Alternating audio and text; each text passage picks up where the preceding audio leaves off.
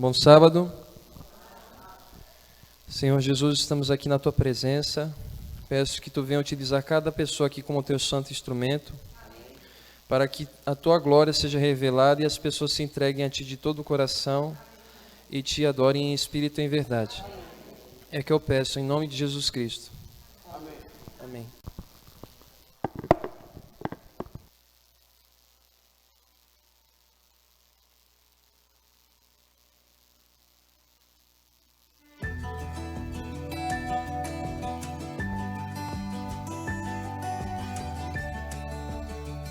Provai e vede. História de hoje: seguindo os conselhos. Eu sou Paula do Prado, esse é o meu esposo César Prado e juntos vamos lhe contar uma parte da nossa história. Bom, eu tive a sorte de crescer em um lar adventista e tive uma formação e meus pais me inculcaram amor e temor a Deus desde muito pequena. O que tem feito com que eu desfrute das atividades da igreja, de participar cada sábado, de que meu estilo de vida seja do jeito que Deus pediu que seja. Com meu pai, aprendi muito como se deve trabalhar, como funciona uma empresa adventista.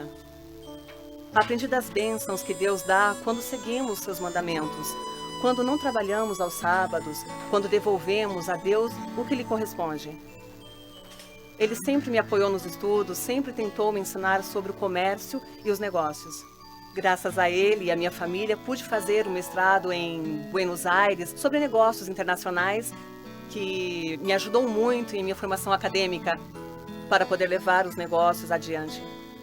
Aos 21 anos, entrei na faculdade para estudar negócios e conheci uma pessoa muito especial e nos tornamos muito amigos. Então, pouco a pouco e com o tempo, fui mostrando a ele o amor a Jesus. Fiquei muito contente porque ele recebeu com alegria a mensagem, gostou de estudar, aceitou as nossas crenças e com o tempo começamos a orar juntos, a ler juntos, até que ele tomou a decisão de se batizar. Depois que aceitou a mensagem, ele se batizou, decidimos nos casar e agora a grande pergunta que vamos fazer é: que tipo de negócio abriremos? Sempre mostramos à nossa filha a necessidade de ser fiel a Deus. Há mais de 30 anos somos membros da Igreja Adventista e em todo este tempo Deus nos tem dado muitas bênçãos. E a bênção mais importante é que temos ensinado os pequenos a se tornarem técnicos e a se tornarem parte do trabalho, parte da empresa e parte do negócio. Depois de muita oração com César, decidimos reabrir a empresa de papai. A companhia estava fechada havia 5 anos. E como o ramo de decoração e arquitetura era familiar para mim, com a maior tranquilidade decidimos reabrir a companhia. A companhia começou e alavancou bastante. Muitos negócios, muitos clientes. E César e eu tínhamos plena certeza que eram as bênçãos de Deus. Era o resultado de, desde o começo, ter dedicado a empresa a ele e nos deixarmos levar pela sua direção, devolvendo-lhe sempre o seu dízimo, os 10% que lhe correspondem. Nós sempre dávamos ofertas, mas não era algo planejado, não era algo sistematizado e que separávamos para Deus. Naquela semana de mordomia, compreendemos a importância das ofertas.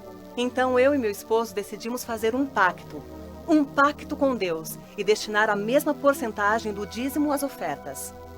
Hoje, com as bênçãos de Deus, abrimos uma filial em Quito e neste ano estamos planejando importar nossa matéria-prima. E se Deus quiser e for de sua vontade, no próximo ano estaremos no mercado peruano, assim que tudo está perfeito. E para completar as bênçãos de Deus, estamos esperando um filho que, com certeza, irá trazer maior felicidade ao nosso lar. Deus nos convida a colocá-lo em primeiro lugar. E nós estamos experimentando essa realidade. Provai e vede. E agora eu os convido para este momento especial de adoração e louvor através dos dízimos e das ofertas. E desejo que Deus os abençoe ricamente.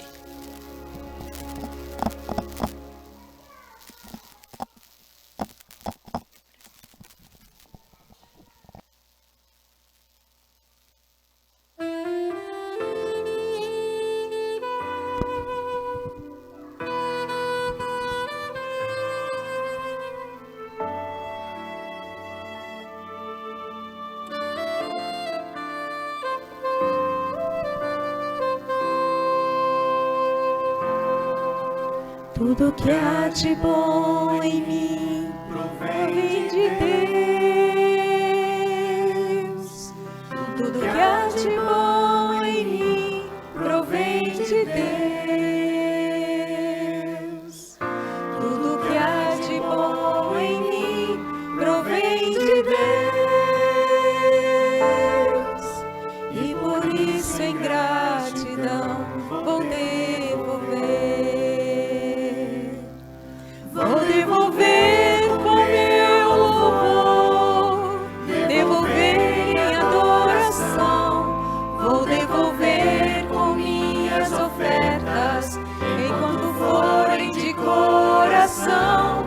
Vou devolver com meu serviço, enquanto o fôlego existir, pois reconheço que tudo de bom provém de Deus.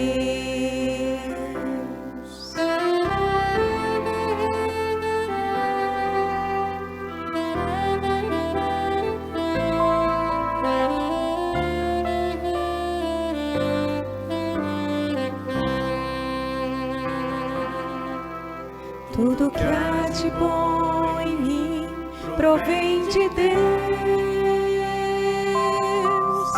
Tudo que há de bom em mim provém de Deus. Tudo que há de bom em mim provém de Deus.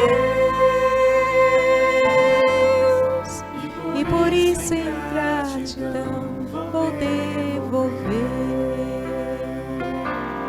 Vou devolver com meu louvor, devolver em adoração. Vou devolver com minhas ofertas, enquanto forem de coração. Vou devolver com meu serviço, enquanto o fôlego existir, pois reconheço que tudo de bom provém de Deus.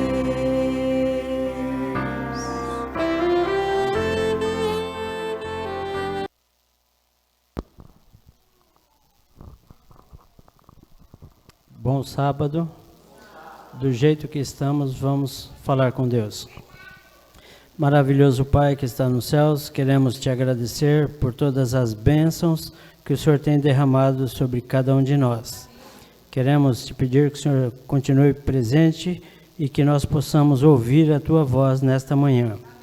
E que queremos te pedir também te agradecer pelos dízimos e também pelas ofertas, e também que o Senhor possa abençoar a cada doador e também aqueles que não doaram, que o Senhor possa estar abrindo uma porta de trabalho, alguma coisa, para que na próxima oportunidade eles possam estar devolvendo também os dízimos e as ofertas. Tudo isso nós te pedimos, agradecemos, não porque haja mérito em nós, mas apenas em Cristo Jesus. Amém.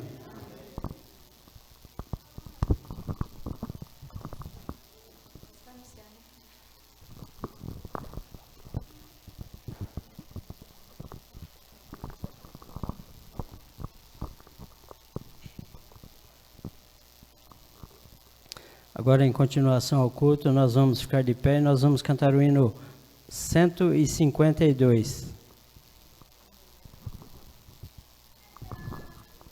Vamos cantar com alegria, irmãos? Esse hino fala da nossa esperança, irmãos.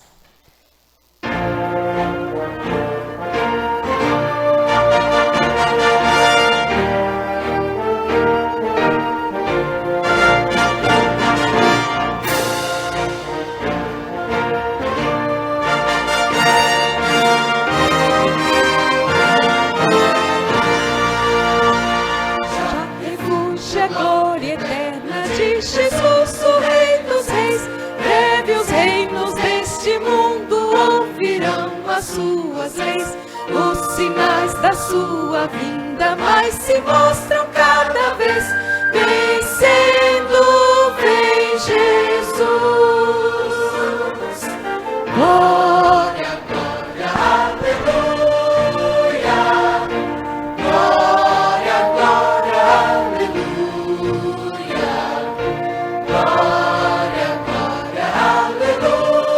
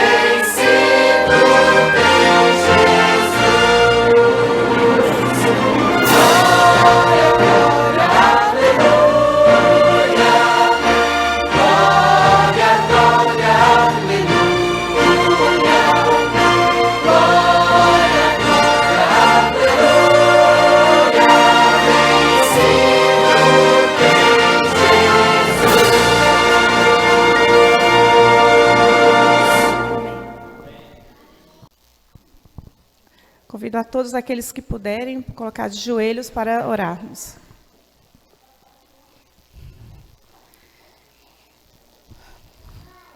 Maravilhoso Deus, nós te damos graças, Pai, pela tua bondade e misericórdia, que se renovam a cada manhã.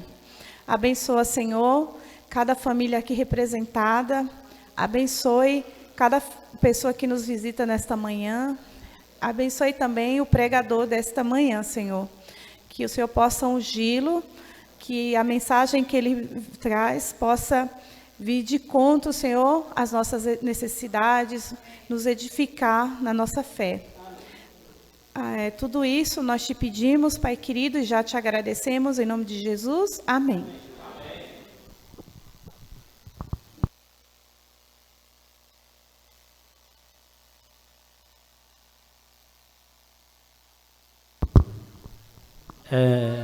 E nesse momento eu quero apresentar, na verdade, o Gilberto, né, que está fazendo parte conosco aqui na plataforma. Eu que vos falo, Moacir, e temos aqui o Igor, que é estudante lá do UNASP, e ele irá trazer a mensagem nesta manhã. Obrigado a todos. Por gentileza, pode passar o slide? Bom sábado. Eu vim da cidade de Santos para morar em São Paulo desde fevereiro, e eu conheci o Gilberto lá no UNASP, né, que ele trabalha lá, e eu vim para o UNASP com o propósito de me aproximar mais de Deus através do curso, né? E foi um grande prazer ele ter me convidado, porque já tem cerca de um ano que eu não pregava diretamente no culto, né? Claro que a gente prega durante a vida, né? Numa mensagem, numa escola sabatina, mas já tem cerca de um ano que eu não tinha essa oportunidade firmada, e eu agradeço o Gilberto, agradeço a igreja por ter me recebido bem. Vamos fazer uma breve oração para que Deus nos oriente na palavra e que tudo aquilo seja para a glória dele. Senhor Jesus, estamos aqui na tua presença. Venha tocar cada um com teu amor e com a tua presença, para que cada um entenda que de fato tu és um Deus criador, mas tu és um Deus presente na vida de cada um. Aquilo que sair da minha boca, que seja somente do Santo Espírito, e que as pessoas possam se entregar de todo o coração e te adorar em espírito e em verdade, Senhor. Vem nos revelar a tua vontade neste dia e vem nos preparar para a tua santa volta. É o que eu peço, em nome de Jesus Cristo. Amém. Então, meus queridos, nós vamos falar sobre a volta de Jesus Cristo. É um tema bem redundante, bem chovendo molhado, mas eu espero que aquilo que eu falar possa de alguma forma renovar o seu conhecimento, possa acordar, de fato, te levantar para se preparar para a volta de Jesus Cristo. E aí a pergunta que eu faço para vocês: como estar preparado para quando Jesus voltar, ele nos encontrar irrepreensíveis, como diz a palavra, né? Estando totalmente preparado. Como conseguimos alcançar esse mérito? Só que aí que está, o mérito maior é o de Cristo. Ele já pagou tudo na cruz, mas nós precisamos aceitar, nós precisamos dizer sim. Ele não é uma pessoa autoritária que arromba a porta, ele é um cavalheiro, né? Eis que estou à porta e bato. Então, se nós aceitarmos e abrir a porta do coração e nos prepararmos, ele vem para nos buscar. Pode passar? Tem aqui o controle, né?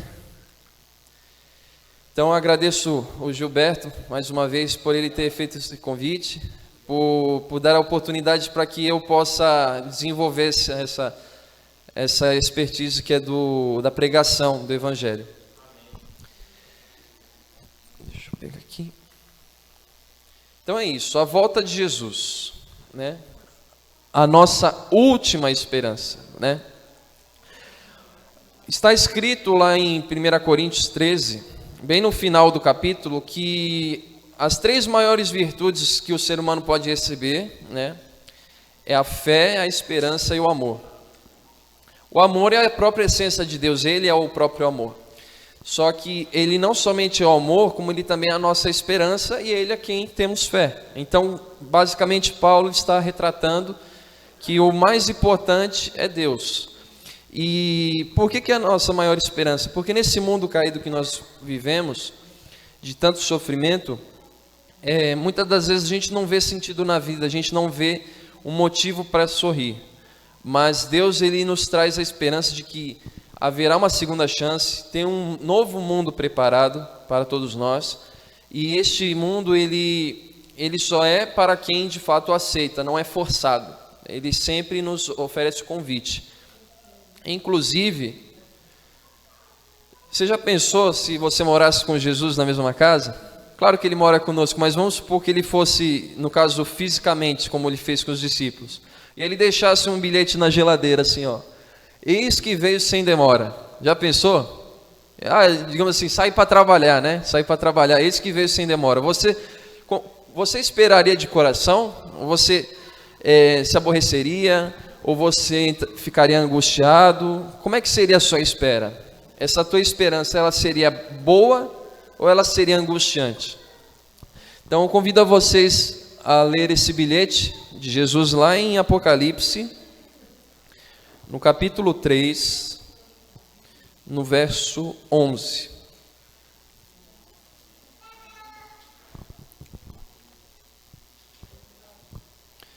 Amém, irmãos?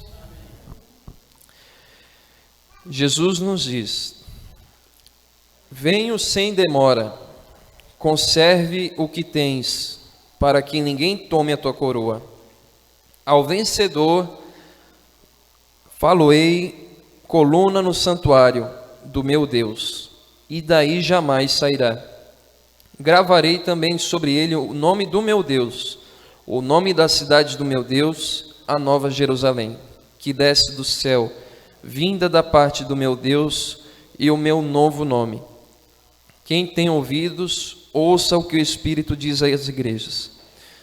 Então, como você viu aqui no verso 11, ele diz que é sem demora. Só que aí que está, né? Já tem 2000 anos que ele disse isso. E aí você fica pensando, até quando, né? Até quando que vamos ficar nessa situação? Porém, vocês devem lembrar do seguinte: o que Jesus falou? Em breve eu voltarei, eis que venho sem demora. Mas na própria palavra de Deus está escrito que para Deus, que no caso de Jesus Cristo também, que ele tem a sua qualidade de Deus, um dia é como se fosse 1000 anos, e 1000 anos como se fosse um dia. Então, já só passaram 2 dias aproximadamente, então para ele ainda está breve, ele não está mentindo, ainda está breve. Então, quantos dias faltam, quantos milhares de anos faltam, eu não sei, mas muitos creem que já estamos no tempo de Laodiceia, que é da última igreja de Apocalipse, que não é nem fria nem quente, é morna. Então todos nós precisamos do Espírito Santo para nos aquecer, para que a gente seja quente na fé. E assim, dessa forma, a gente se prepare o mais rápido possível. Lembrando que não é só questão da volta de Jesus. Se algum de nós aqui falecer precocemente, Jesus já voltou para você. Então você tem que ter a noção do quê? Que você tem que pregar o Evangelho para que as pessoas se preparem, mas você tem que estar de bem com Deus e com os seus irmãos, porque Deus fala, né, que se nós dizemos que o amamos, mas não amamos os nossos irmãos que nós vemos, é contraditório.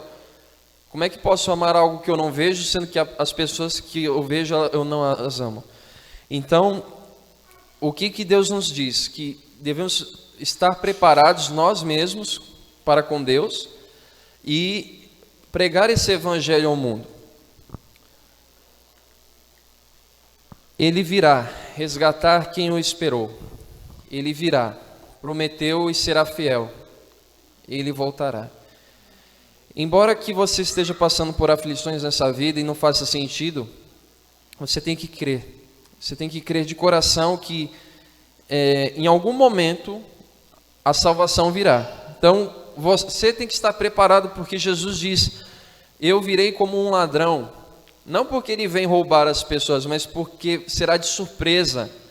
Ele vem e a pessoa tem que estar preparada. Você tranca a sua porta antes de você ir dormir.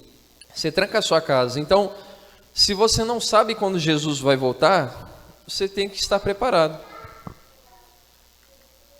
E aqui são alguns fatos importantes que nós vamos abordar. Peço que vocês abram em 2 Pedro, no capítulo 3, verso 10. E é exatamente isso que eu acabei de tratar com vocês, né? Jesus virá, entretanto, como ladrão, né? O dia do Senhor virá como um ladrão, no qual os céus passarão com estrepitoso estrondo, e os elementos se desfarão abrasados. Também a terra e as obras que nela existem serão atingidas. Visto que todas essas coisas hão de ser assim, desfeitas, destruídas, deveis ser tais como os que vivem em santo procedimento e piedade, esperando e apressando a vinda do dia de Deus, por causa do qual os céus incendiados serão desfeitos e os elementos abrasados se derreterão. Nós, porém, segundo a sua promessa, esperamos novos céus e nova terra, nos quais habita a justiça. Meus queridos, embora Deus esteja presente em toda a sua plenitude lá no céu, eu creio que esse céu atual ele tem que ser destruído, porque infelizmente foi lá que surgiu a maldade, foi lá que surgiu o mal. Então, é complicado quando você, por exemplo, vai fazer uma compra de uma casa, e você descobre que ali era uma casa que eram cometidas atrocidades ou cometidos alguns crimes, né? A casa pode ter sido reformada, ela pode estar adornada, mas você, sabendo que aquele local já foi utilizado para o mal, você pode ter algum receio. E aí você pode, se você for católico, você vai chamar o padre, no caso da nossa denominação, você pode chamar o pastor para orar e para que seja expulso todos os males, mas você pode ser que ainda fique receoso, né, de morar nessa casa. Em algum momento isso pode te afetar. Porém, Deus, ele é tão maravilhoso que ele vai renovar não somente essa terra, mas o próprio céu, onde surgiu a maldade de alguns anjos, né? E nesse caso, aqui não se refere só à estrutura do local. Infelizmente se fala de pessoas. E pode ser que você tenha algum parente, algum amigo. Isso é quase 100% de certeza que você tem alguém que infelizmente você não tem certeza da salvação dessa pessoa. Então o que eu estou te falando aqui não é somente para alertar a sua salvação, mas que você esteja consciente. Neste momento que eu estou falando, você pode estar lembrando de alguém. Alguém que você tem na sua família ou no seu vínculo de amizade, que você pode até já tentado pregar para ele ou dado algum estudo bíblico, mas você sente que essa pessoa ela não está salva. Você sabe que se Jesus voltasse hoje, ela não estaria com você no céu. Então eu estou falando aqui para que você se conscientize de que ainda há tempo. Ainda há tempo, ainda há graça. A porta da graça não se fechou ainda, porque o Espírito Santo, ele ainda incomoda os corações. E que você se sinta incomodado de buscar a salvação dessa pessoa. É claro que se a sua salvação está garantida, ótimo. Só que você tem que lembrar de um grande exemplo, que é o do Mar da Galileia e do Mar Negro. Desculpa, não é do Mar Negro, é do Mar Morto. A diferença básica entre os dois é a seguinte: o Mar da Galileia ele recebe de 2 rios aproximadamente, ou são 3, e ele desemboca, ele flui as suas águas para outros lugares, e nele existe vida marinha. Já o Mar Morto, já como o próprio nome diz, ele tem esse nome porque ele recebe de rio, ele recebe de pelo menos um rio, só que infelizmente ele não desemboca em nenhum outro lugar. Ele concentra as bênçãos em si. E se nós, como esse Mar Morto, nós formos egoístas, nós concentrarmos as bênçãos somente conosco, com certeza vai faltar vida. Porque a bênção de Jesus na tua vida é para que você multiplique ela na vida das pessoas. O que foi que Deus falou para o seu servo? Seja você uma bênção. Então, se você veio para a igreja, você foi transformado, foi libertado, já até mesmo de vícios ou de alguns pecados, e você não está ajudando outras pessoas da mesma forma, alguma coisa está errada. Então, é muito importante a gente reconhecer que aqui, na palavra diz que as coisas vão ser queimadas e destruídas, as coisas que fizerem parte desse mundo, e quem não subir para o céu. E é interessante você se preparar para que você não faça parte desse time errado, né? Então é isso, não se sabe o dia e a hora, Jesus vem como um ladrão.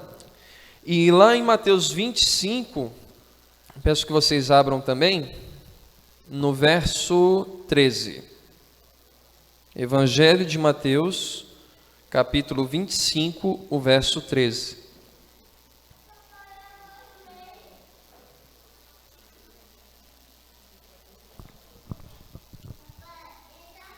Amém, irmãos?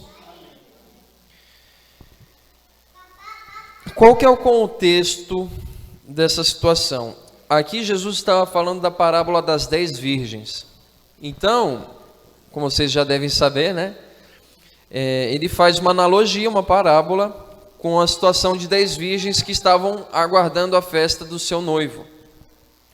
E no caso, elas estavam a caminho dessa festa. E cada uma tinha sua lâmpada, só que elas não se prepararam, elas não se encheram as lâmpadas de óleo o suficiente. Elas não levaram consigo uma reserva, né? Até que realmente faz sentido, é a porção dobrada do Espírito, né? Por quê? Claro que o Espírito Santo ele não é dado por medida. Por exemplo, você está preenchido 50% do Espírito Santo. Isso não existe. Ou você tem ou você não tem. Ou você está grávida ou você não está grávida. Ou você tem um filho ou você não tem. Isso é algo que não tem meio termo. Então, quando se diz porção dobrada do Espírito, nós podemos remeter a essa situação. Você já está cheio do Santo Espírito, você foi convertido, você foi batizado, só que sem a santificação ninguém verá a Deus. Então, o que é a santificação? É todos os dias você se alimentar da palavra através do Santo Espírito. Claro que tem dias que a gente às vezes acorda atrasado para ir para os compromissos e a gente acaba não lendo logo quando acorda. Só que vou dar um exemplo para você de quando a gente vai para os nossos compromissos sem nos alimentar do pão de cada dia ou de almoçar, por exemplo. A gente corre o risco de desmaiar, a gente corre o risco de perder os sentidos, ter uma vertigem e desmaiar. E Deus nos livre de cair, bater com a cabeça e acontecer algo pior. Mas é aquela famosa frase, saco vazio não para em pé. Então você precisa alimentar o seu corpo físico para que no seu trabalho você desempenhe o seu melhor. Claro que Deus nos dá força para que a gente não desfaleça. Para que a gente não faleça, no caso, né? Porque desfalecer é você acordar. Mas no caso da fé, no caso da sua área espiritual, da mesma forma você tem que estar bem alimentado. Porque se quando você não se alimenta do pão de cada dia físico, você corre o risco de desmaiar, como é que seria o desmaio na fé? Como é que seria o desmaio espiritual? É uma desgraça, literalmente uma desgraça, porque você fica longe de Jesus, você fica desconectado da videira. Jesus afirmou que Ele é o caminho, a verdade e a vida, e que a palavra é a verdade. Quando você não se alimenta da palavra, você não se alimenta de Jesus. E basicamente, sem mim nada podeis fazer, é o que Ele nos afirma. Então, quando estamos longe das Escrituras, durante nosso dia, a gente fica muito exposto às setas do maligno. A gente fica muito exposto aos nossos próprios pecados, à própria carne. Então, se você não consegue ficar uma semana sem comer, por que você esperaria só chegar ao sábado para poder ler a palavra, né? ou sei lá, vou ler a escola sabatina de uma vez, fazer uma revisão. Não dá. Eu já tentei, por exemplo, ler, às vezes a escola sabatina atrasada, às vezes a gente só consegue ter pique para 2 dias. Imagina você querer ler os 7 dias inteiros, não dá. Então, a palavra, o interessante é como você pode fazer no Reavivados por Sua Palavra. Pelo menos um capítulo por dia. E aí, por quê? Mas por que tão pouco? É porque, da mesma forma que o nosso estômago ele tem um tamanho, você tem que comer uma quantidade devida, a nossa mente ela também se satura, ela também não tem a quantidade, um espaço ilimitado de conhecimento. Então, você pode ler um pouco de manhã, um capítulo ou 2, junto com a sua meditação, a escola sabatina, e lá para o horário do almoço ou à noite você pode se alimentar outra vez, como a gente faz com o alimento físico. Mas aqui no caso da parábola das 10 virgens, foi uma negligência mesmo. Assim como eu mesmo já tive essa negligência da palavra. Essas 10 virgens, elas tinham a oportunidade de levar consigo mais óleo. Só que, dá trabalho. Dá trabalho você acordar mais cedo para ler a palavra. Isso dá trabalho. Só que Deus, Ele está vendo o teu esforço. Ele sabe que você está se esforçando para adorá-lo. Então, você ter um devocional, você fazer a sua oração, orar pelas pessoas, louvar, e depois se alimentar da palavra da escola sabatina, dá trabalho. Todo dia você tem que levar essa reserva de azeite, essa reserva do Santo Espírito, dá trabalho. Mas é aí que está o ponto. Tem um amigo meu que ele fala que 50% é Deus e 50% é nós. E de fato é isso mesmo. Deus ele já comprou o nosso passaporte para o céu. Mas a outra porção fica a nossa responsabilidade de aceitar, de nos preparar. Alguém pode comprar para você uma passagem de avião para um lugar bem bonito. Mas você só vai conseguir chegar nesse lugar bonito se você se vestir e preparar a sua mala. Não tem como você pegar o avião sem isso. E nada de Jesus é forçado. Se você não quiser ir para o céu, meu amigo, se você não quiser ir para o céu, você não vai. Ele não vai te forçar. Mas ele te deixa bem claro, só existem 2 caminhos, o estreito e o largo. E quem ir pelo caminho largo tem a sua condenação. E nesse verso que eu mandei vocês abrir, está escrito: vigiai, pois, porque não sabeis o dia nem a hora. Então, da mesma forma que aquelas virgens não sabiam quando o noivo apareceria, as 5 prudentes, elas se prepararam, elas não sabiam em que momento ele chegaria. Então, elas tinham porção dobrada para poder alimentar as suas lâmpadas e elas não se perderem. E, infelizmente, as 5 negligentes, elas não foram reconhecidas. E é o que Jesus fala para mim e para você. Você precisa ser reconhecido por mim. Você precisa ter um relacionamento sério com Jesus. Porque haverá um tempo, no tempo do fim, quando Jesus voltar, haverá pessoas dizendo: mas não fizemos muitas obras em teu nome, nós não expulsamos o mal, nós não fizemos o bem, a caridade. E Jesus afirmará: nunca vos conheci. Mas Jesus não é onisciente? Ele não sabe de todas as coisas? Ele sabe. Só que não é um conhecer só de saber o seu nome, de saber a sua vida. É um conhecer mais profundo, de relacionamento. Então Jesus ele quer ter um relacionamento pessoal com cada um aqui de nós. E esse relacionamento sério, ele é tão sério que é decisivo para a sua salvação. Nós podemos abrir também depois em Atos, vamos lá, Atos capítulo 1, no verso 11. Jesus virá da mesma forma que subiu, ou seja, em público. Uma pergunta que eu faço para vocês: vocês conseguem diferenciar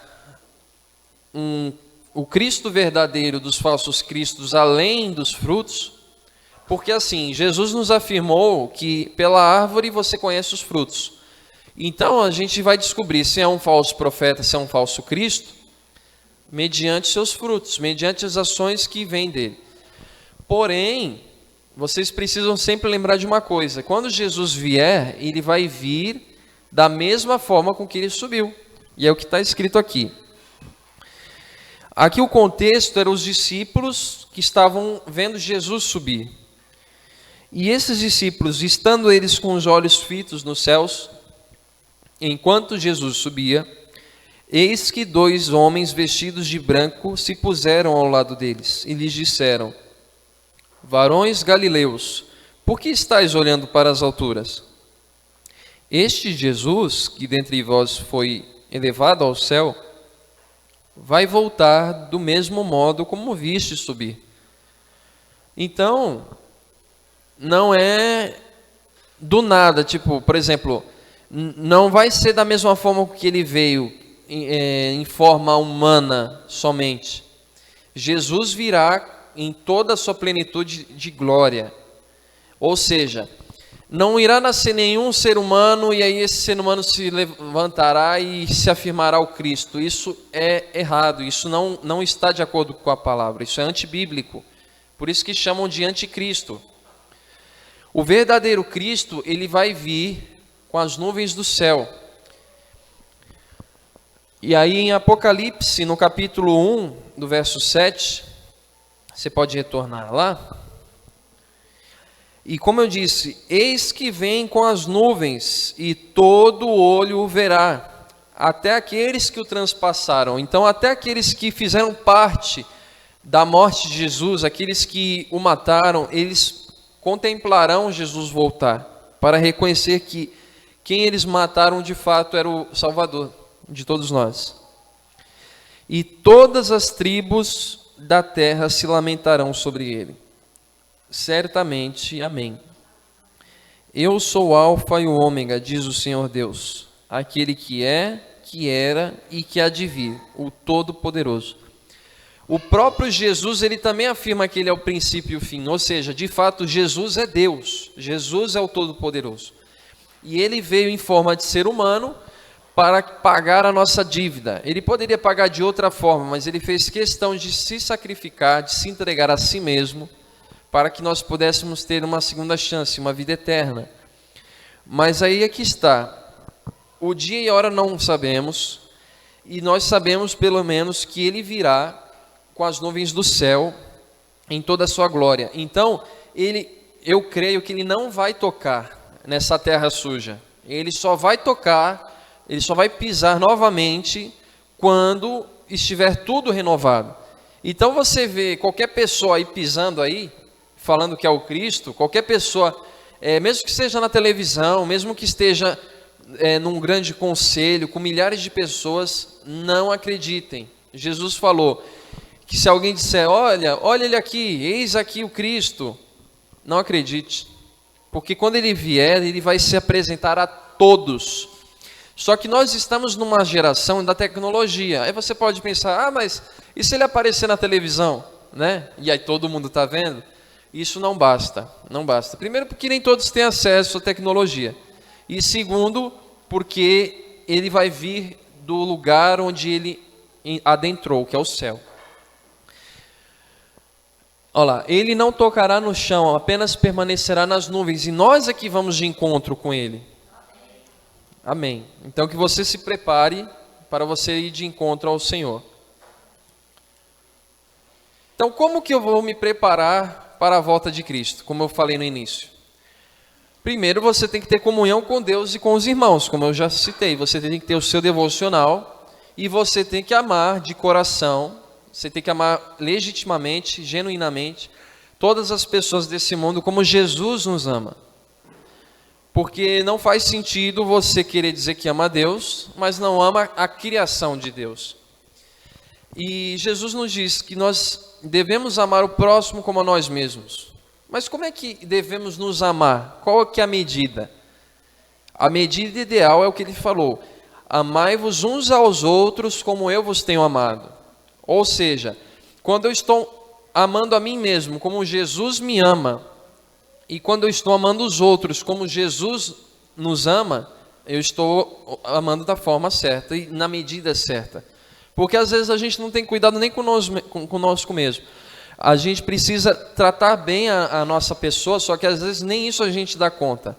Então, se a gente fosse dar o mesmo amor imperfeito para outras pessoas, a gente não estaria cumprindo com o pedido de Jesus. Mas o amor que Ele tem por nós é um amor perfeito, completo. E nós tendo esse amor pelas pessoas e por nós mesmos, nós estaremos cumprindo com o que Ele nos pediu. O segundo ponto é levar o Evangelho ao mundo. E mais para frente eu vou explicar essa parte. Você, tendo a sua comunhão com Deus e a igreja, e levando o Evangelho a todas as nações, você continua aguardando a volta de Cristo. Aguarda, mas não aguarda parado, aguarda fazendo. Entende? E por que a pregação do Evangelho é tão importante? Vamos abrir lá em Mateus 24.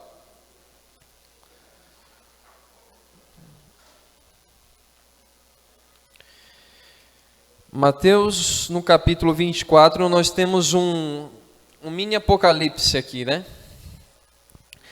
E aqui nós vamos abordar rapidamente os principais pontos. Vamos ler aqui. Tendo Jesus saído do templo, se retirando, aproximaram-se dele os seus discípulos para lhe mostrar as construções do templo. Ele, porém, lhes disse: Não vedes tudo isso? Vocês não estão vendo tudo isto? Em verdade vos digo que não ficará aqui nenhuma pedra sobre outra, que não seja derrubada. No Monte das Oliveiras achava-se Jesus assentado, quando se aproximaram dele os discípulos, em particular, e lhe pediram: Nos diga quando acontecerá essas coisas, e qual sinal haverá da tua vinda e da consumação do século. Esse ponto aqui é muito importante porque, assim, tanto em Lucas quanto em Marcos, é afirmado que tem os sinais da volta de Cristo. Só que aqui você pode ver que o sinal está no singular, ou seja, aqui está falando de apenas um sinal. E Mateus ele não está contradizendo os outros evangelhos. Ele está apenas dizendo que existe um sinal mais importante do que todos. E esse nós já vamos abordar. Jesus respondeu: Vede, vigie, que ninguém vos engane, porque virão muitos em meu nome dizendo: Eu sou o Cristo, e enganarão a muitos. E certamente ouvireis falar de guerras e rumores de guerras. Vede e não vos assusteis, porque é necessário assim acontecer. Mas ainda não é o fim. Ou seja, isso que ele falou realmente são sinais, mas é o princípio das dores. Assim como uma mulher que está para dar à luz do seu filho, ela começa a sentir as dores, mas ainda não é o parto. As guerras ainda não são o fim. Porquanto se levantará nação contra nação, reino contra reino, e haverá fomes e terremotos em vários lugares. Porém, tudo isto é o princípio das dores, como eu acabei de citar. Então sereis atribulados, sereis perseguidos, e vos matarão. Sereis odiados de todas as nações por causa do meu nome. Neste tempo, muitos hão de se escandalizar, e trair e odiar uns aos outros. Levantar-se-ão muitos falsos profetas e enganarão a muitos. E por se multiplicar a iniquidade, o amor se esfriará de quase todos. Aquele, porém, que perseverar até o fim, esse será salvo. E será pregado este evangelho do reino por todo o mundo para testemunha de todas as nações. Então virá o fim. Então aí, quando você percebe esse verso 14, aí você entende que o que vai anteceder de fato o fim é a pregação do evangelho. Como vocês podem ver, a internet ela já está nos ajudando nesse sentido. Mas não é as guerras, não é a fome, não é as doenças que vão determinar o fim. O que determina a volta de Cristo é a pregação do evangelho em todo o mundo. Este é, de fato, o determinante. E a questão desses sinais anteriores eles não se comparam com o maior sinal. O maior sinal da volta de Cristo é a própria volta de Cristo. Porque está escrito que quando ele vier, verão no céu o sinal do Filho do Homem. Então, Jesus voltar com a sua glória nos iluminando já é o sinal. Por isso que você não pode esperar algum sinal palpável, algum sinal, por exemplo, o decreto dominical. Claro que você tem que se preparar, mas você não precisa esperar por algum sinal qualquer para, de fato, se preparar para a volta de Jesus. Porque a própria volta de Jesus será o maior sinal para toda essa humanidade de que Ele está cumprindo com a sua promessa. E para que a gente possa apressar essa volta, o quanto antes, é a gente pregando o Evangelho a todas as pessoas possíveis. O livro de Ellen White, ele nos traz essa reflexão. A vinda do Senhor está mais próxima do que quando aceitamos a fé. O grande conflito aproxima-se de seu fim. Toda notícia de calamidade em mar ou terra é um testemunho de que o fim de todas as coisas está próximo. Guerras e rumores de guerras declaram-no. Haverá um só cristão cuja pulsação não se acelere ao prever os acontecimentos que se iniciam perante nós? Então, basicamente, será que tem algum cristão que ele não vai ficar receoso, com medo, em frente a tantas tragédias? É claro que, além desse enxerto do livro Evangelismo, de Ellen White, os jovens têm estudado sobre o sábado como sendo um sinal, não no meio físico, mas um sinal no povo de Deus, um selo para que esse povo seja separado do joio. A própria Ellen White, ela também afirma que hoje em dia o domingo ele não é a marca da besta ainda. Ele não é um fator determinante para a perdição. Porém, quando se esclarecer a toda a humanidade que o sábado é o verdadeiro dia de guarda, e quando for em seguida determinado o decreto dominical, quem não se aderir ao sábado, quem não se aderir a Deus através do sábado, porque o sábado não salva ninguém. As obras não salvam ninguém. O que salva é a fé na graça de Jesus Cristo. Nós somos justificados por Ele, não pelos nossos méritos. Porque se fosse assim, a gente ficaria no pecado do orgulho. Mas quando nós, de fato, tenhamos a fé através da palavra na graça de Jesus Cristo, que é o seu sacrifício na cruz, quando nós temos de fato essa virtude que é dada por Ele, não é nosso mérito, aí a gente recebe a salvação. Mas está escrito que a fé sem obras ela é morta. Ou seja, se de fato você está desejando estar no céu, mas você não tem as obras corretas, é sinal de que a sua fé não é verdadeira. A sua fé ela precisa ser genuína, precisa estar baseada em Jesus Cristo para que as suas boas obras transpareçam. E o sábado é uma dessas. O sábado, ele vai não somente diferenciar para os seres humanos, mas para todo o universo de que aquele povo foi separado por Deus. E aquele que insistir, aquele que teimar em continuar guardando o domingo, esse recebe o sinal da besta. E vocês já sabem qual é a condenação, né? Essa parte não precisa falar.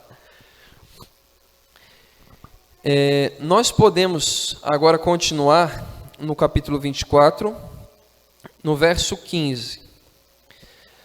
Quando, pois, virdes o abominável da desolação de que falou o profeta Daniel no lugar santo, então os que estiverem na Judéia fujam para os montes. Quem estiver sobre o eirado, né, no caso a parte de cima da casa, não desça para tirar da casa coisa alguma. E quem estiver no campo, não volte atrás para buscar a sua capa. Ou seja, quando Jesus voltar, Não faça como a mulher de Ló. Não olhe para trás. Não esteja com seu coração firme nas coisas terrenas desse mundo. É claro que a gente tem que ter uma boa condição nesse mundo enquanto Jesus não volta, porque a gente não sabe qual que é o dia. Então, parabéns pela reforma da igreja, assim como fizeram na minha cidade. Parabéns por vocês terem um local agradável para adorar a Deus. Mas vocês não têm que estar com foco somente aqui. Mais do que construir igrejas nesse mundo, é você construir colunas lá na Nova Jerusalém. E essas colunas são pessoas, são servos de Deus que você está recolhendo, que você está cultivando nesse mundo. Ai das que estiverem grávidas e daquelas que amamentarem naqueles dias. Orem para que a sua fuga não se aconteça no inverno, nem no sábado, porque neste tempo haverá grande tribulação, como desde o princípio do mundo até agora não tem ocorrido e nem haverá mais. Então, nós temos que nos preparar para o novo céu e nova terra, mas sabendo que antes haverá uma tribulação, haverá um sofrimento como jamais houve. Você pode achar que as torres gêmeas terem sido destruídas, ou até mesmo o holocausto ter sido algo muito forte. De fato foi, não pode ser ignorado. Mas infelizmente Jesus está dizendo aqui que haverá um sofrimento muito maior. Porque no caso da época de Noé, foi um dilúvio, foi com água que foi destruído, mas vai ser destruído dessa vez com fogo e enxofre. Dessa vez vai ser muito mais pesado. E desta vez não somente será destruído as pessoas, como também os anjos maus. Então, vai ser exterminado totalmente a morte, o pecado e tudo aquilo que induz as pessoas ao pecado. Podemos continuar aqui também no verso 22. Não tivessem aqueles dias sido abreviados, ou seja, se Jesus não tivesse reduzido esse sofrimento, ninguém seria salvo, nem mesmo os eleitos. Mas por causa deles, por causa dos escolhidos, estes dias serão abreviados. Então, se alguém vos disser, eis aqui o Cristo, ou eis ele ali, não acreditem. Foi o que eu acabei de explicar. Se alguém nesse mundo, se até mesmo uma rede de televisão bem famosa, falar, olha, aqui está entrevistando, né? Aqui está o Cristo, aqui está o enviado de Deus, não acredite. Porque quando ele vier, ele não vai vir de uma maneira particular, só para alguns, ou para apenas um país, ou apenas para um continente. Ele vai vir e todos os países, todas as pessoas o contemplarão. Porque surgirão falsos cristos e falsos profetas, operando grandes sinais e prodígios para enganar, se possível, os próprios eleitos.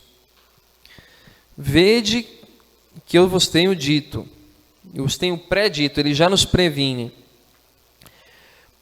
Portanto, se vocês se disserem a vocês, eis que ele está no deserto, não saiam para ver lá, não busquem. Ou se disserem, eis ele aqui no interior da casa, não acredite, porque ele não virá de forma particular. Porque assim como o relâmpago sai do oriente e se mostra até no ocidente, assim há de ser a vinda do Filho do Homem. Onde estiver o cadáver, aí se ajuntarão os abutres. Logo em seguida, a tribulação daqueles dias, o sol escurecerá, a lua não dará sua claridade, e as estrelas cairão do firmamento, e os poderes dos céus serão abalados. Vocês percebem que, de fato, esses sinais já ocorreram. Só que por que Jesus ainda não voltou? Repito, porque o evangelho ainda não foi pregado em todas as nações, a todas as pessoas.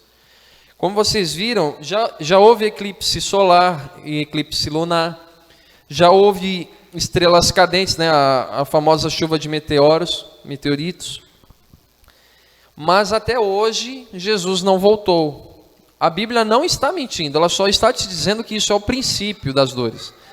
Mas aí que vai aparecer o grande sinal, que é a própria volta de Cristo, como está aqui. Então aparecerá no céu o sinal do Filho do Homem. Todos os povos da terra se lamentarão e verão o Filho do Homem vindo sobre as nuvens do céu, com poder e muita glória. E ele enviará os seus anjos com grande clangor de trombeta, os quais reunirão os seus escolhidos dos quatro ventos, de uma a outra extremidade dos céus.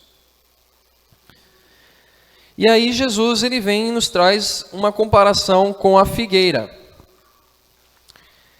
Aprendam, pois, a parábola da figueira.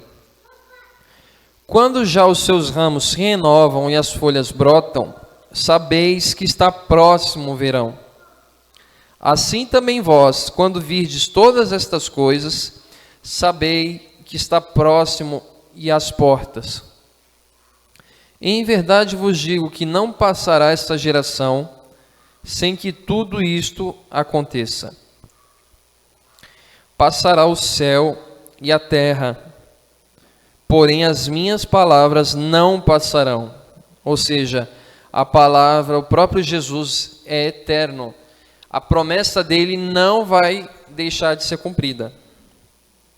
Mas a respeito daquele dia e hora ninguém sabe, nem os anjos dos céus, nem o Filho, a não ser o Pai. Quando Jesus ainda estava na terra, ele não tinha conhecimento de quando ele voltaria novamente. Mas existe a crença de que hoje que ele já está ao lado do Pai, ele já sabe. Até porque ele precisa se preparar. E ele intercede por nós no santuário celeste, por cada um de nós. Mas eu creio que ele já sabe quando que ele vai terminar esse trabalho lá para poder retornar. Pois assim como foi nos dias de Noé, também será a vinda do Filho do Homem.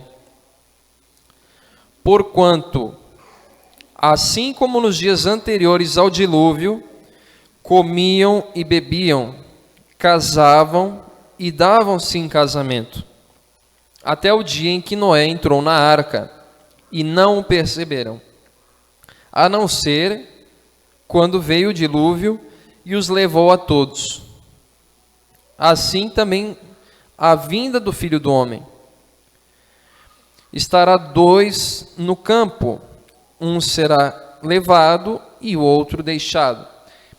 Infelizmente, no meio evangélico, as pessoas acreditam no arrebatamento secreto. Só que as pessoas elas pegam essa parte e já criam uma doutrina, sem conferir em Apocalipse, como vocês já leram, que todo olho verá. Por acaso faz sentido o povo ser arrebatado secretamente, né? E depois Jesus voltar? Não faz sentido. Se Jesus disse que vai voltar depois dos 1000 anos também, não faz sentido ele vir 2 vezes para destruir o mundo. Então, a segunda vinda, ele vem para salvar aqueles que são seus.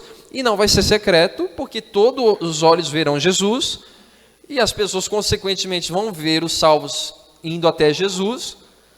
E aí, ele só vem uma terceira vez conosco, depois dos 1000 anos, quando já foi dado o veredito, quando já foi dado todo esclarecimento para o povo de Deus, por que determinadas pessoas foram salvas e outras condenadas.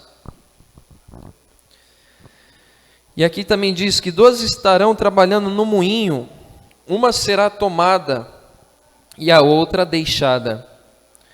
Portanto, vigiem, porque não sabeis em que dia vem o vosso Senhor. Mas considerem isto: se o pai de família soubesse que hora viria o ladrão, vigiaria, e não deixaria que fosse arrombada a sua casa. Por isso, fiquem também apercebidos, atentos, porque a hora em que vocês não esperarem, a hora em que vocês estiverem descuidados, o Filho do Homem virá. Pode ser que, de fato, para mim, para você que já estamos conscientes, a gente esteja desapercebido exatamente no dia. Por exemplo, quando houve o ataque às Torres Gêmeas, as pessoas estavam simplesmente nos seus afazeres, ninguém sabia que aquilo ia acontecer, não estava agendado para as pessoas. O Estado Islâmico, provavelmente, ou a parte extremista, né, do Estado Islâmico, que provavelmente foi o responsável por aquele ataque, eles podem até já ter agendado, já fizeram todo um planejamento para que desse tudo certo. Olha, a gente vai pegar o voo daquele horário, para poder chegar naquele horário e acontecer tudo. Mas a questão principal é que nós não temos esse planejamento. Nós não temos esse planejamento. Pode ser que Jesus volte, você esteja lá em casa fazendo a sua comida, lavando sua louça. Pode ser que você esteja nem mesmo na obra, pode ser que você esteja no seu trabalho cotidiano. Mas de alguma forma você tem que estar preparado. De alguma forma você tem que estar como as 10 virgens, com a sua lâmpada acesa, com a sua porção de azeite. E essa porção de azeite, da mesma forma que você for comprar o azeite, né? Da mesma forma que você for ler a palavra de Deus, você pode aproveitar e comprar azeite para o seu irmão. Só que no caso da parábola, as 10 virgens, elas estavam no horário onde as coisas os estabelecimentos estavam fechados. Ou seja, a porta da graça estava fechada. Esse que é o sentido. Então, se hoje a porta da graça, se hoje a loja onde você pode comprar o azeite, ela está aberta, você tem que comprar, não somente para você, mas para as pessoas. Porque haverá um tempo que mesmo que você queira comprar para as pessoas, você não vai poder. E também você não pode dividir o seu óleo, porque senão vai faltar para você, como no caso das 10 virgens. Então, a parábola das 10 virgens, ela também está relacionada com a porta da graça. E se você e eu ficarmos dormindo e não fizermos o nosso trabalho, muitas pessoas vão se perder e, consequentemente, também nós podemos nos perder. Porque está escrito que é melhor dar do que receber. Então, se você der de coração o seu empenho, o seu esforço para que as pessoas possam conhecer de Cristo, consequentemente, Deus estará te salvando também.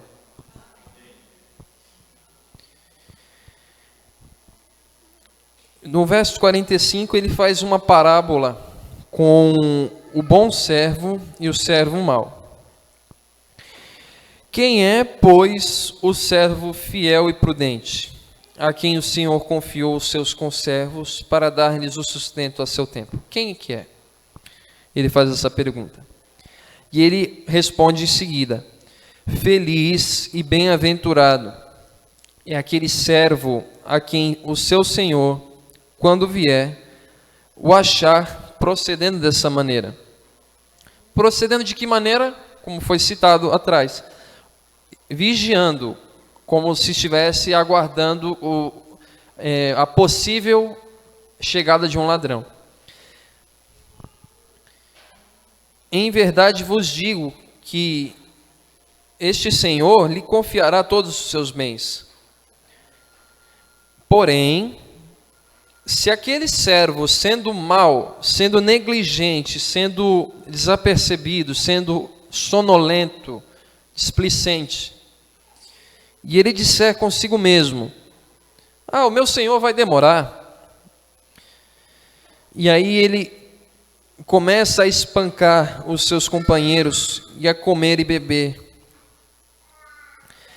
E aí vem sem ele perceber, virá o Senhor daquele servo, em dia em que não se espera e em hora que não se sabe.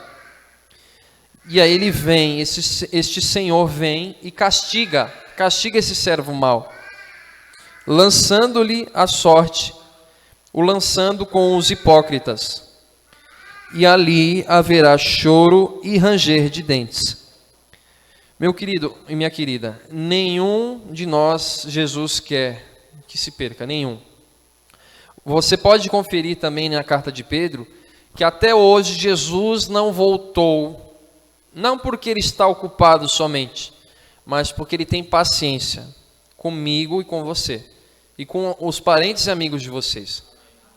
Então todos nós precisamos aproveitar essa misericórdia, aproveitar essa paciência que Deus tem para conosco, para que de fato Ele seja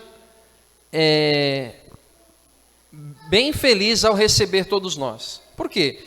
Porque Ele está dizendo aqui que quem não o aceitar, a consequência é o choro e ranger de dentes. Quando você está de noite na sua casa, se você apaga a luz, o que resta é trevas. Então, Jesus ele não quer condenar ninguém, mas ele deixa bem claro que quem não aceitar, automaticamente está aceitando a condenação.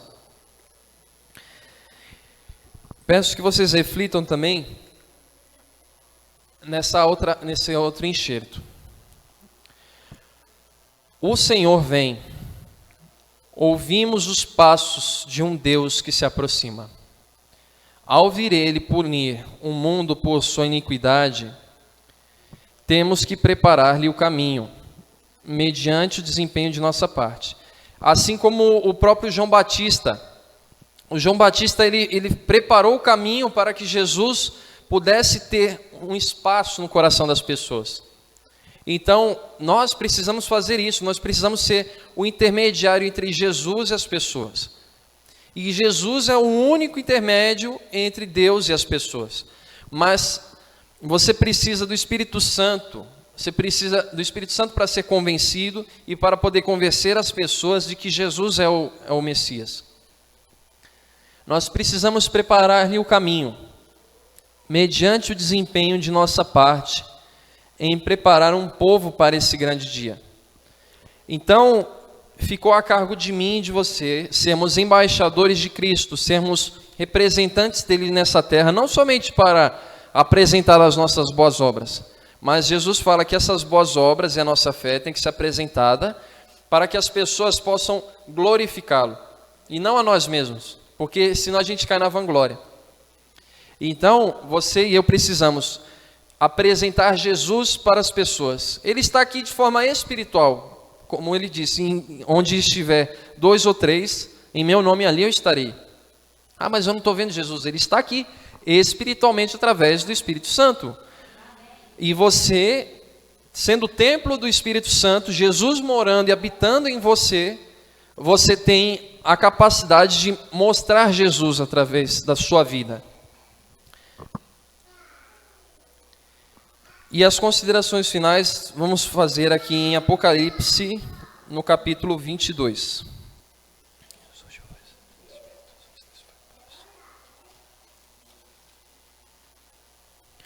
Meu querido, você pode ler o capítulo 22, por favor? E mostrou-me o rio puro da água da vida, claro como cristal, que procedia do trono de Deus e do Cordeiro.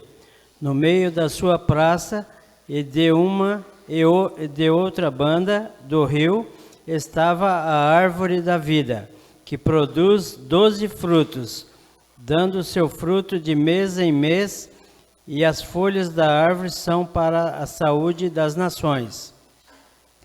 E ali nunca mais haverá maldição contra alguém, e nela estará o trono de Deus e do Cordeiro, e os seus servos o servirão, e verão o seu rosto, e na sua testa estará o seu nome. E ali não haverá mais noite, e não necessitarão de lâmpada, nem de luz do sol, porque o Senhor Deus os alumia, e reinarão para todo o sempre. E disse-me, estas palavras são fiéis e verdadeiras. O Senhor Deus, o Deus dos santos profetas, enviou o seu anjo para mostrar aos seus servos as coisas que em breve hão de acontecer. Eis que presto venho. Bem-aventurado aquele que guarda as palavras da profecia deste livro. E eu, João, sou aquele que vi e ouvi estas coisas, e havendo-as ouvido e visto, prostrei-me aos pés do anjo, que mas mostrava para o adorar. e disse-me: Olha, não faças tal, porque eu sou conservo teu e de teus irmãos, os profetas, e dos que guardam as palavras deste livro. Adora a Deus. E disse-me: Não seles as palavras da profecia deste livro, porque próximo está o tempo. Quem é injusto, faça injustiça ainda. E quem está sujo, suje-se ainda. E quem é justo, faça justiça ainda. E quem é santo, seja santificado ainda. E eis que cedo venho, e o meu galardão está comigo, para dar a cada um segundo a sua obra. Eu sou o Alfa e o Ômega, e o princípio e o fim, o primeiro e o derradeiro.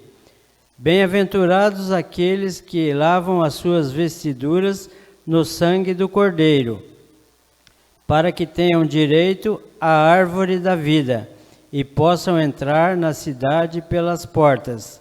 Ficarão de fora os cães e os feiticeiros, e os que se prostituem, e os homicidas, e os idólatras, e qualquer que ama e comete a mentira.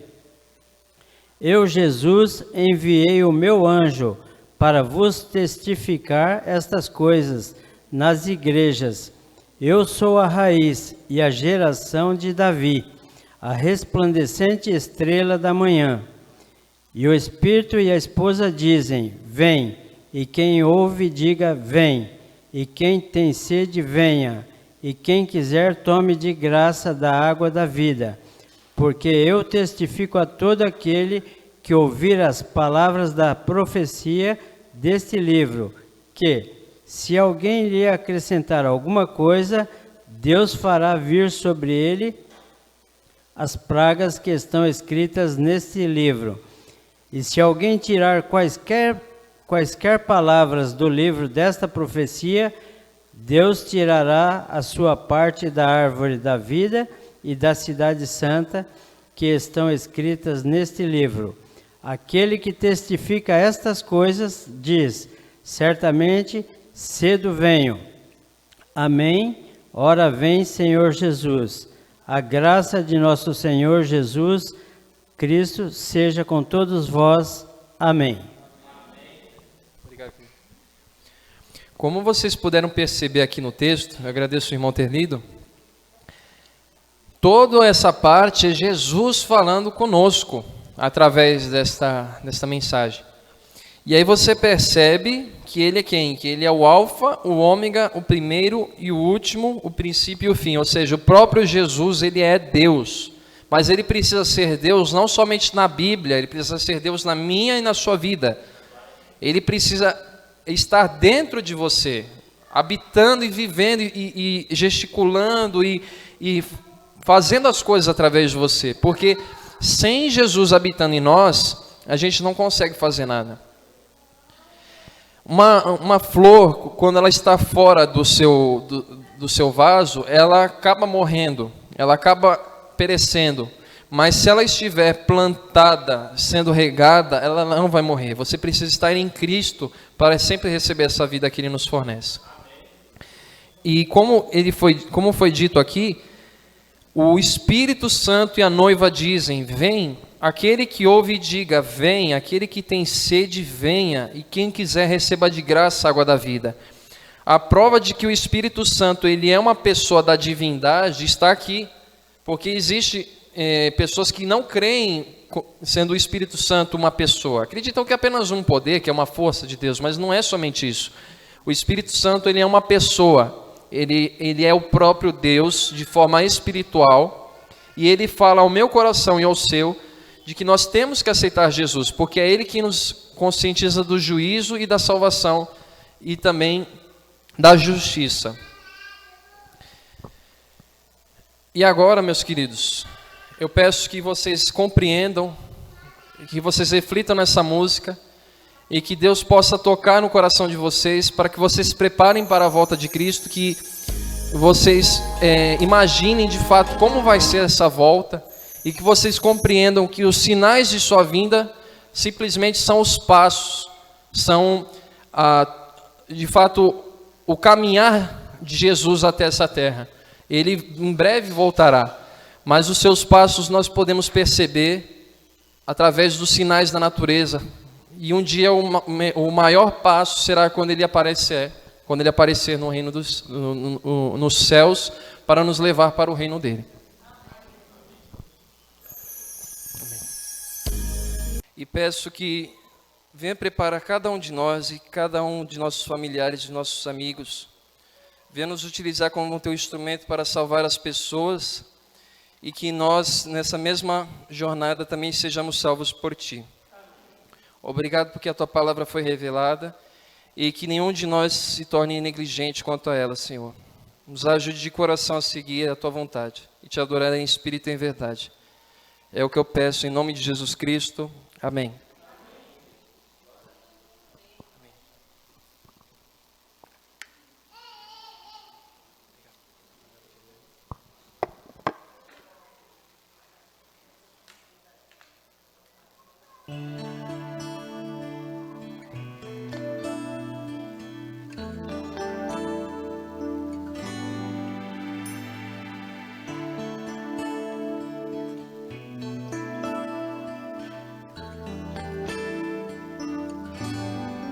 Hoje aqui, meu Jesus me tomou em seus braços e senti o calor do Espírito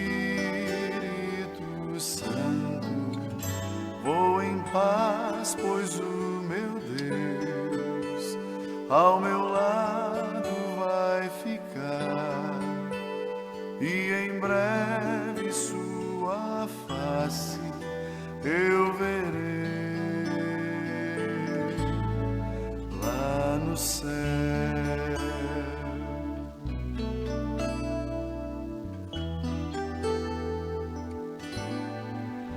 Hoje aqui, meu Jesus me tomou em seus braços e senti o calor